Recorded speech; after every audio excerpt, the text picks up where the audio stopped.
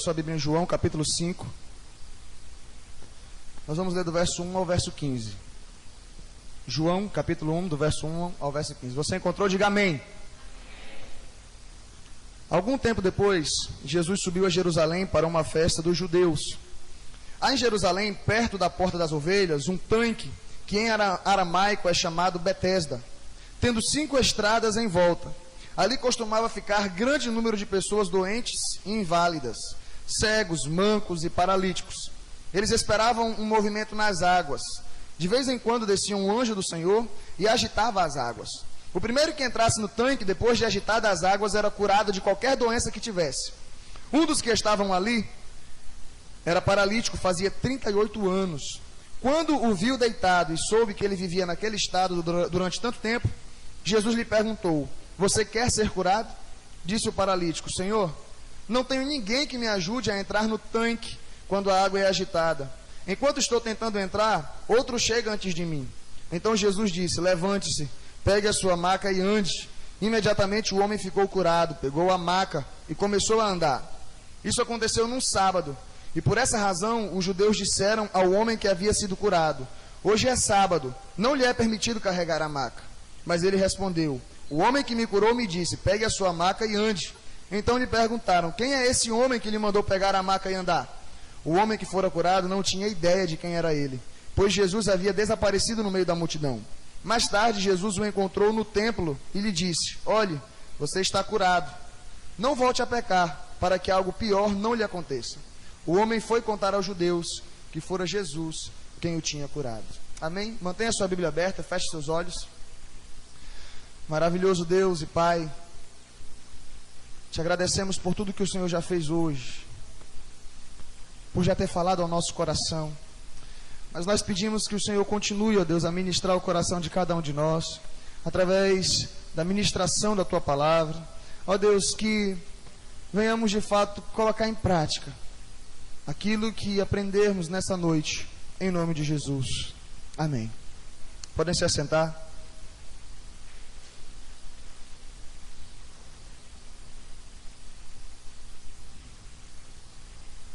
Eu estou aqui do lado de um fera da informática, da internet. Mas é comum para nós sabermos, a não ser que ele me diga o contrário aqui. Depois você me diz se é possível. Quando você está lá procurando uma rede Wi-Fi, você precisa, se você estiver conectado a uma, para você se conectar a outra, você precisa se desconectar. Tem como se conectar em duas ao mesmo tempo? Ainda não, né? Então tá certo. Então, para você se conectar a uma rede, você precisa se desconectar da outra. De repente, você está lá e aparece uma rede melhor, você fala: isso aqui está com sinal melhor. Você se desconecta da que você está conectado e se conecta a outra. Irmãos, essa ilustração ela tem um pouco a ver com a situação desse paralítico, com a situação daquilo que nós queremos apresentar hoje. Antes de nós podermos entrar propriamente no assunto, gostaria de elucidar um pouco o texto. Jesus ele foi para Jerusalém para uma festa judaica. O texto não apresenta qual seria essa festa. Provavelmente a festa da Páscoa ou dos tabernáculos. E João explica que ali em Jerusalém havia chamada Porta das Ovelhas.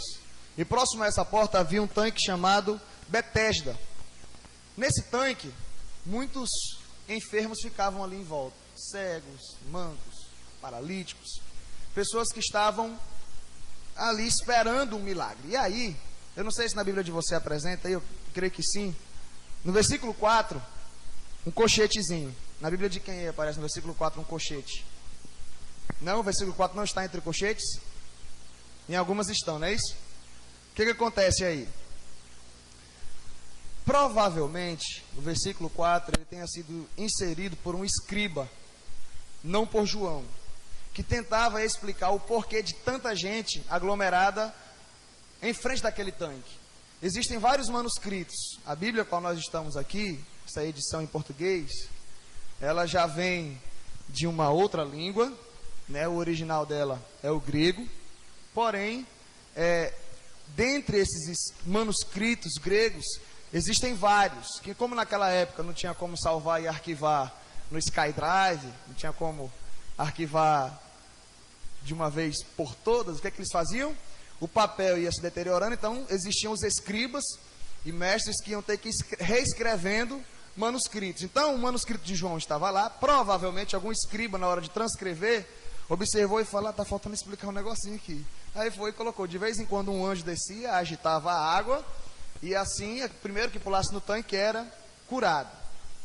Porém, nós podemos refletir uma coisa: se foi o escriba que escreveu isso, então isso pode ser questionado. Então, o escriba acreditava, se assim foi que aconteceu, que descia um anjo do céu e agitava essa água. Mas alguns estudiosos vão dizer que essa água, de fato, ela poderia sim ser terapêutica. E devido ao sistema de drenagem do tanque, ou alguma fonte que provavelmente se abriria em algum momento do ano, se misturava com a água daquele tanque, e assim fazia com que aquela água tivesse componentes terapêuticos. E assim, as pessoas, quando observavam uma movimentação diferente na água, pulavam, e assim poderiam ser curadas. Não é que o pastor aqui está sendo cético. O pastor está dizendo que não descia um anjo e agitava a água. Não é isso. Que provavelmente isso tenha de fato, isso fosse uma crença do escriba. Por isso que está aí entre colchetes a versão em português, para mostrar que talvez não tenha sido João que escreveu esse trecho. Amém? Logo, a gente precisa ter um pouco dessa concepção. Mas certo é que havia um homem junto àquele tanque. E esse homem, o texto nos apresenta que há 38 anos ele era paralítico. Há 38 anos, e lá na frente Jesus vai dizer: não peques mais para que algo pior não te aconteça. Então esse homem, ele não nasceu paralítico. Aconteceu alguma coisa na vida dele para que ele se tornasse paraplégico, para que ele não pudesse mais se locomover. A palavra de Deus diz que Jesus o viu deitado. E aquele homem estava esperando o movimento das águas. Mas esse homem se encontra com Jesus. E a sua vida foi completamente transformada. Ele se conectou a Cristo. Mas para que isso pudesse acontecer, ele precisou se desligar de algumas coisas. Eu gostaria que você repetisse comigo o tema: conectados em Cristo. Amém. Então, baseado nesse texto, o que é preciso para que nós estejamos conectados em Cristo? É preciso que a gente se desconecte de algumas outras redes Wi-Fi de pequenos portes, com um sinal muito pouco, para que nós possamos nos ligar em Jesus, nos conectar em Jesus. A primeira coisa, nós precisamos romper com nossas expectativas. Nós precisamos nos desligar das nossas expectativas. A expectativa desse homem, se você for ver aí a partir do verso 3 ao versículo 9, como nós já havíamos lido, a expectativa dele estava no tanque. A expectativa dele estava no movimento das águas. Tanto a expectativa dele como dos demais estavam observando para aquele tanque, olhando para aquele tanque, esperando com que o movimento das águas pudesse acontecer, para que então eles pudessem ser curados. Mas aquele homem, ele tinha um problema. Quando Jesus chega para ele e pergunta se ele quer ser curado, porque isso é interessante, a pergunta que Jesus faz é pertinente. Observe aí o versículo 6. Quando o viu deitado e soube que ele vivia naquele estado durante tanto tempo, Jesus lhe perguntou: você quer ser curado? Aí talvez alguém pode perguntar: mas que pergunta mais óbvia? Mas era necessário que Jesus fizesse aquela pergunta, porque tinha muita gente naquela época que estava enfermo, que eles tinham aquilo como maneira de subsistência, mendigando. Então Jesus pergunta: você quer ser curado? A resposta daquele homem foi afirmativa. Ele não queria utilizar aquilo ali como modo de subsistência. Ele queria de fato ser curado. Ele queria de fato obter esse milagre. Mas só que antes disso, porque ele não sabia quem era Jesus, a resposta dele não é nem sim, Senhor, eu quero. A resposta dele foi: Senhor, eu não tenho ninguém que me ajude a subir no tanque. Ele não sabia quem estava falando com ele. Ele não sabia que era Jesus que estava falando com ele. É tanto que lá no versículo 13, quando as pessoas perguntam para ele: quem foi que te curou? Ele fala: não sei. Jesus chega para ele e pergunta: você quer ser curado? Ele fala: querer eu quero, mas não tem ninguém que me ajude a subir no tanque. Ele apresenta a sua incapacidade, ele apresenta a sua dificuldade, ele apresenta a sua solidão. As expectativas dele estavam colocadas naquele tanque. Mas Jesus então dá uma ordem para aquele homem. Embora Jesus não tivesse sido reconhecido ou conhecido por aquele homem que estava doente, Jesus deu uma ordem para ele que requeria dele uma resposta. Ele poderia responder ela de 3 formas. Quando Jesus diz, levanta, toma o teu leito, ou toma a tua maca e anda, ele poderia ignorar aquele que falava com ele. Ele poderia simplesmente ignorar Jesus. A expectativa dele estava colocada no tanque. Ele poderia também ignorar a ordem e pedir ajuda. Quando Jesus fala, levanta, toma o teu leito e anda, ele poderia responder, então me ajuda a levantar e me joga lá no tanque. Ele poderia falar isso. Ou terceiro,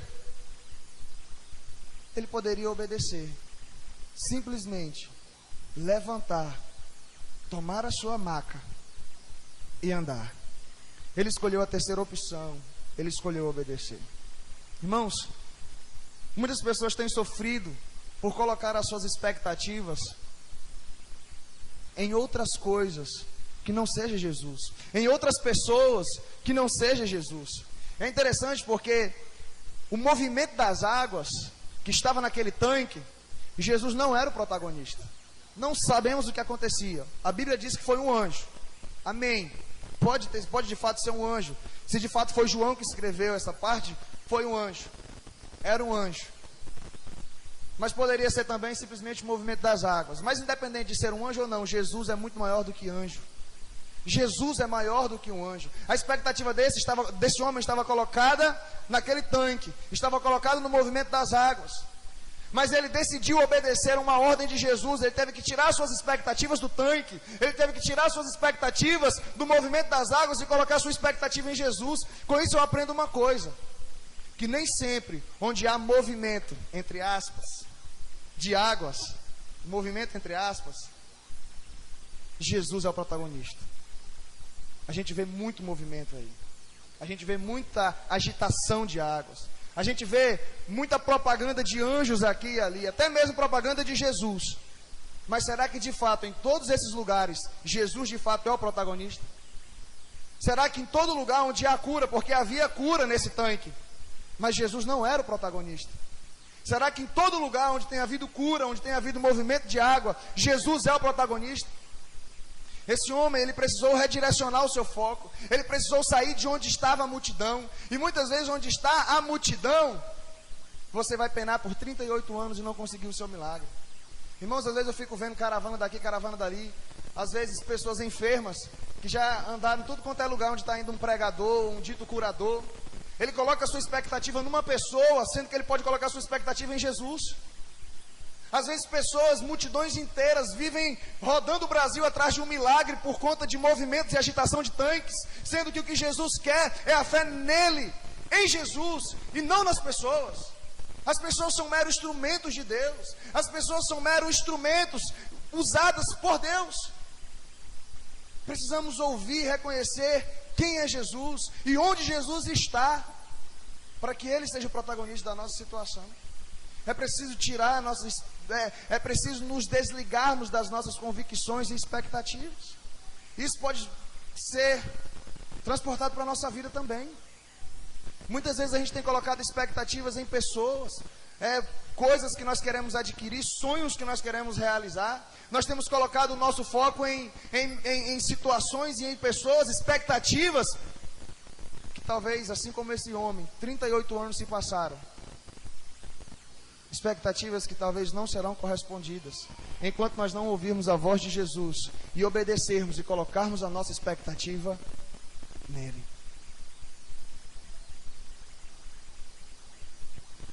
Para conectar-se a Cristo, é preciso desconectar-se das expectativas que você tem colocado nas pessoas, em situações, em outras religiões e etc. Segunda coisa que eu posso aprender com esse texto, que nós podemos aprender com esse texto, é que é preciso romper com a religiosidade. A segunda parte do verso B diz: isso aconteceu num sábado. Versículo 10: e por essa razão os judeus disseram ao homem que havia sido curado: hoje é sábado, não lhe é permitido carregar a maca. Mas ele respondeu: o homem que me curou me disse: pegue a sua maca e ande. Esse homem, ele precisava para obedecer a Jesus completamente, ele precisava seguir as duas ordens que Jesus lhe deu. Além dele ficar em pé, ele também precisava pegar a sua maca. Além de ficar em pé, ele também precisava pegar o seu leito. Ele não ia deixar o leito ali no meio. Ele tinha que carregar o leito. Ele tinha que carregar a sua maca, e isso era sábado. Os judeus então foram para ele, nem se importaram com a cura daquele homem, não se importaram com os 38 anos de paralisia que ele havia tido, mas simplesmente perguntaram: por que você está carregando a sua maca no sábado? Por que você está carregando o seu leito no sábado? Ó, o homem que me curou, ele mandou eu carregar o leito. O homem que me curou, ele mandou eu carregar a maca. E eles então agora foram querer saber quem era esse homem que havia ordenado que aquele homem descumprisse uma ordenança. Na Misná, a Misná é o seguinte: é um anexo da lei. A Misná é um livro que os judeus escreveram, colocando a tradição oral deles. Como assim? Quando Moisés recebeu os mandamentos do Senhor, ele recebeu a lei escrita, mas também houve muitos mandamentos que foram falados simplesmente pela oratória. E isso foi se levando de tradição em tradição. Algumas coisas eles acrescentaram para que eles não descumprissem a lei de Deus. E aí, certo é que eles produziram a Misná. Vários mandamentos lá. E o último mandamento, acerca da seção que fala do sábado, dizia que um homem não poderia, como diz lá no livro Todos a Bordo, na página 76, o livro que a gente está usando, dizia que a última das proibições que estava descrita para o sábado era mudar qualquer coisa de um lugar para o outro. Mas se a gente for lá para Jeremias, capítulo 17, 21, tem um mandamento de Deus, por meio de Jeremias, acerca desse assunto. Assim diz o Senhor: por amor à vida de vocês, tenham o cuidado de não levar cargas, nem de fazê-las passar pelas portas de Jerusalém no dia do sábado. Estava Jesus quebrando a lei? Estava Jesus pecando, mandando esse homem carregar o seu leito no dia de sábado? Não. O que Jesus estava fazendo era mostrando que uma nova aliança estava sendo instaurada, mas aqueles judeus, aqueles religiosos, aqueles fariseus não conseguiram perceber isso. Aqueles homens não conseguiram perceber aquilo que Deus estava fazendo. Aqueles homens não conseguiram perceber que o que Jesus estava dizendo é: ora, o descanso agora sou eu. Em outra passagem, Jesus vai dizer: o sábado foi feito para o homem, não o homem para o sábado. As pessoas estavam utilizando aquilo já como algo que já estavam lhes podando. Estava trazendo era sofrimento já, mas os judeus colocavam essa carga sobre eles, até porque era um mandamento da lei, de fato tinha que se obedecer, era a lei de Deus. Mas agora uma nova aliança está sendo mudada, uma nova aliança está sendo instaurada, aliás. E o mandamento do sábado estava se tornando obsoleto. O mandamento do sábado estava se tornando ultrapassado. Jesus está dizendo agora: olha, o descanso sou eu. O descanso agora é algo muito maior do que simplesmente um dia por semana. O descanso sou eu, e em mim vocês vão encontrar descanso eterno. Quando Jesus manda aquele homem carregar o seu leito, carregar a sua maca, Jesus não está quebrando a lei, mas ele está apresentando uma nova aliança. É isso que Jesus está fazendo, porque ele é Deus e ele tem poder para tal. Mas aqueles judeus, eles não conseguiram compreender isso. Pelo contrário, foram esses mesmos judeus que tramaram a morte de Jesus. Esses judeus, eles não conseguiram observar que em Jesus Deus tinha uma nova aliança. Olha, a salvação agora acontece pela graça, não mais pelo cumprimento de rudimentos, de mandamentos. Existem mandamentos que vocês vão ter que cumprir e guardar, mas não para a salvação, simplesmente por já serem salvos. Mas a questão do sábado não precisa mais. Era isso que Jesus estava ensinando. Mas a religiosidade estava muito impregnada no coração daqueles homens, mas não no coração daquele paralítico. Talvez ele não era de fato um estudioso, um fariseu, um escriba, um religioso da alta daquela época, mas com certeza ele sabia que não podia quebrar o sábado. Mas diante da ordem de Jesus, diante da ordem daquele que o curou, diante da ordem daquele que o mandou ficar em pé, e ele conseguiu ficar, ele obedeceu, ele pegou o seu leito e o moveu. Esse homem, ele estava se desconectando também da religiosidade para se conectar a Cristo. Ele se desconectou das suas expectativas, rompeu com as suas expectativas, se desconectou, rompeu com a religiosidade, para que ele pudesse conectar-se a Cristo. E a gente pode refletir também para as nossas vidas acerca disso. Muitas vezes nós estamos muito ligados à religiosidade. Muitas vezes nós estamos muito ligados a tradições. Muitas vezes nós estamos ligados a muita coisa que Jesus fala: você pensa que eu estou aí, mas eu não estou. Jesus não está. Em muitos lugares, Jesus não é o protagonista, onde há um movimento de águas. E na maioria das religiões, Jesus também não é o protagonista. Você pode ir para várias religiões, onde até falam acerca de Jesus, mas não adoram a Jesus. O Espiritismo cita Jesus, mas quem salva não é Jesus, são as boas obras, é a caridade. É isso, as coisas boas que você faz que te trazem a salvação. Então Jesus é simplesmente um personagem do Espiritismo. Eles falam em Jesus, mas é um personagem apenas. Você vai para várias outras religiões, em que Jesus é simplesmente um personagem, mas quem salva não é Jesus. São vários santos. Apelação muitas vezes a Maria, a vários outros santos. Jesus fala: eu tenho que ser o protagonista. É eu que tenho que ser o protagonista. Maria foi uma mulher grandemente usada por Deus. Foi a mãe de Jesus.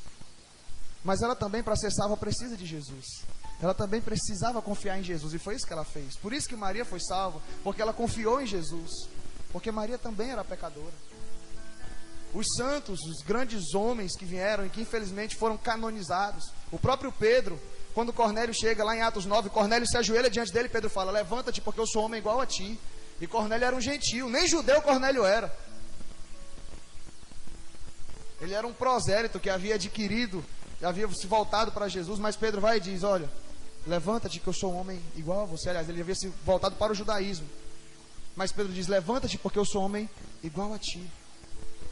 Jesus tem que ser o protagonista.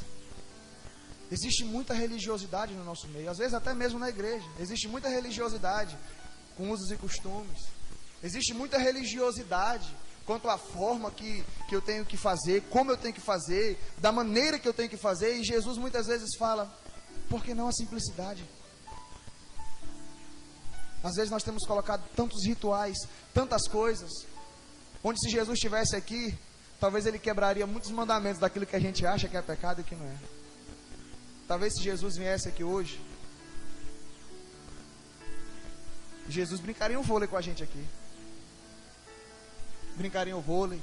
Quando terminaria, falaria com a gente, daria as suas instruções, falaria conosco. Mas na mente de muita gente, não, o que é isso? Não se pode isso é religiosidade, irmãos. Os religiosos daquela época condenaram Jesus quando ele foi comer com os pecadores. Talvez os religiosos daquela época também até condenaram Jesus quando ele entrava no barco com pecadores, com pescadores galileus. Na mente de muitos gentios, o próprio Jesus, embora ele fosse de Belém da Judéia, ele veio de Nazaré. Na mente dos estudiosos, pode vir alguma coisa boa de Nazaré? O Messias viria da Judéia, de Judá, de Belém. Eles até então não sabiam que Jesus havia nascido em Belém, embora ele não fosse proveniente de lá, mas ele era da tribo de Judá, por causa de José. Mas o que eu quero que a gente reflita nesse momento é que muitas vezes a religiosidade tem feito com que nós nos desconectemos de Jesus. E para nós estarmos conectados com Ele, assim como esse homem se conectou a Jesus, precisou desligar-se dessa religiosidade, precisou desligar-se dos rudimentos, de muitos mandamentos que o Senhor Jesus já tornou obsoleto, como o sábado, sacrifício de animais e muitos outros, e outros que a gente cria. Para a pessoa se relacionar comigo, ela tem que estar vestida da forma como eu acho que é. E Jesus muitas vezes vai perguntar: por quê? Por que tem que ser assim? Aí eu vou procurar na Bíblia. A Bíblia não condena, mas muitas vezes nós condenamos pessoas por causa da religiosidade.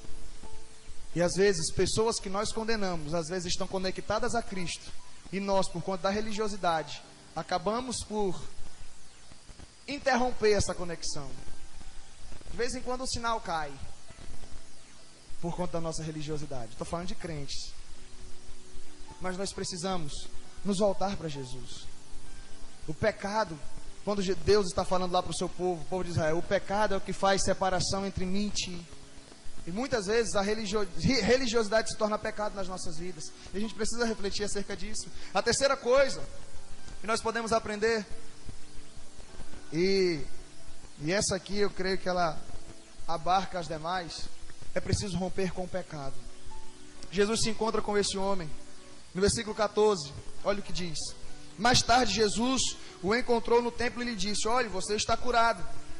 Não volte a pecar, para que algo pior não lhe aconteça. O homem foi contar aos judeus que fora Jesus quem o tinha curado. Terceira coisa que nós podemos aprender aqui é que esse homem, ele precisou romper com o pecado. E nós precisamos romper com o pecado se nós quisermos nos conectar a Cristo. Nós precisamos nos desconectar do pecado se nós queremos nos conectar a Ele. Quando Jesus o encontra, vai dizer: olha, não volte a pecar para que algo pior não te aconteça. Parafraseando, é como se Jesus estivesse dando um ultimato para ele naquele momento. Olha, essa cura só terá de fato sentido se você levar Deus a sério. Jesus não está dizendo aqui que o sofrimento da nossa vida acontece por meio de pecados, mas muito provavelmente o sofrimento desse homem estava atrelado a um pecado. Nem sempre, mas às vezes sim. O sofrimento desse homem estava atrelado a isso. E Jesus está dizendo: olha, se você não quer que algo pior que te aconteça, Jesus estava falando muito provavelmente da condenação eterna. Pior do que ficar paralítico por 38 anos é morrer eternamente. Pior do que ficar paralítico por 38 anos é você continuar conivente com o pecado e não poder herdar o reino dos céus, e não poder conectar-se a mim de uma vez por todas. É isso que Jesus está dizendo. Esse homem precisava romper com o pecado, e tudo indica que ele rompeu com o pecado, porque no versículo 15, ele foi testemunhar para os judeus. A resposta que ele até então não conseguia dar, quem era aquele que havia curado, ele agora respondeu: olha, Jesus me curou. Ele testemunhou, embora os fariseus fossem usar isso para outro fim, para condenar a Jesus. Mas esse homem, ele estava testemunhando: olha, Jesus foi quem me curou. Esse homem, ele conectou-se a Cristo. Esse homem mudou de postura. Esse homem mudou de vida. Ele precisou romper com o pecado. E como diz o escritor do livro Todos a Bordo, Jesus estava dando um novo jeito de andar ao homem curado. Jesus estava dando novos passos a ele, não só fisicamente, mas passos espirituais. Ele agora andaria de modo diferente. Ele agora andaria de forma diferente. Ele agora andaria seguindo a Jesus. E qualquer um de nós, se nós queremos de fato nos conectar a Cristo, é preciso que nós venhamos romper com o pecado. Não tem como servir a dois senhores. Não tem como andar com Jesus e continuar servindo ao pecado. Já falamos várias vezes sobre isso. Não tem como. Jesus é radical. Para conectar-se a mim, tem que se desconectar do pecado. Não tem como usufruir dos dois prazeres. Ou eu tenho prazer em Cristo, ou eu não tenho. Não tem como me posicionar em cima do muro. Jesus diz: olha, aquele que não é por mim, automaticamente é contra mim. Ah não, mas eu só não sirvo a Jesus, mas eu não faço nada de errado também. É a mesma coisa. Ah, eu só não sou crente, mas eu vivo como se fosse. Eu ainda não aceitei a Jesus, mas eu não faço nada de errado. Para Jesus, isso não significa nada. Jesus diz: aquele que não é por mim, é contra mim. Aquele que não ajuda comigo, automaticamente espalha. Para esse homem conectar-se a Cristo, ele tinha que se desconectar do pecado. Irmãos, é preciso que a gente reflita acerca disso. É preciso que a gente venha refletir. E a minha pergunta para concluir é exatamente essa: o que é que tem atrapalhado a minha conexão com Cristo? Eu gostaria que você pudesse refletir, que você fechasse seus olhos agora e refletisse: o que é que tem atrapalhado a minha conexão com Jesus? Assim como você precisa se desconectar de uma rede para conectar-se a outra, você precisa desconectar-se das suas expectativas. Você precisa desconectar-se da religiosidade. E você precisa desconectar-se do pecado para conectar-se a Cristo. Eu gostaria que você começasse a analisar na sua vida a maneira como você tem vivido. Quais são as situações ou as coisas com as quais você precisa romper para que você possa fazer uma aliança com Jesus. Para que de fato Jesus possa ser influente na tua vida, fazer diferença na tua vida. Eu gostaria que você pudesse fechar os seus olhos agora, baixar a cabeça e fizesse uma retrospectiva. Faça uma retrospectiva e reflita: será que de fato eu tenho sido religioso a esse ponto? Será que de fato eu tenho colocado as expectativas simplesmente em mim? Será que as expectativas da minha vida estão voltadas para mim ou para alguém? Assim como esse homem não tinha ninguém para colocá-lo no tanque.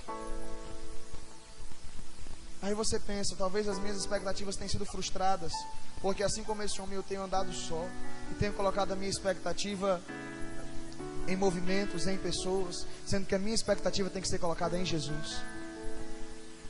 Talvez você pense, será que eu tenho sido tão religioso, pensando que todos esses rituais, tradições que eu tenho seguido, Jesus está ali? Na realidade Jesus não está.